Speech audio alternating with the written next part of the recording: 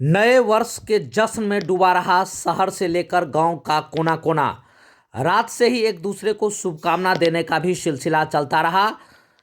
शहर से सटे राजनगर के राज कैंपस में लाखों लोगों की भीड़ पहुंची थी। इस भीड़ में महिला, बच्चे, बूढ़े, जवान सहित हर आयु वर्ग के लोग पहुंचकर यहां नव वर्ष को सेलिब्रेट किया। राजनगर राज कैंपस में ऐतिहासिक लगभग दर्जन भर से अधिक धरोहरों का लोगों ने दीदार किया।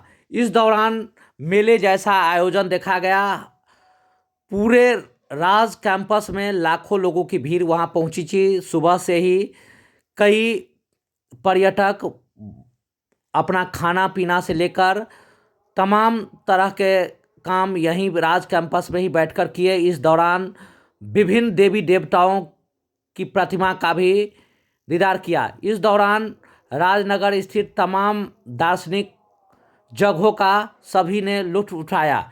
इस बीच फेसबुक, ट्विटर, इंस्टाग्राम सहित सोशल मीडिया के तमाम साइट पर यहाँ की वीडियो सभी लोग अपलोड करते में जुटे रहे।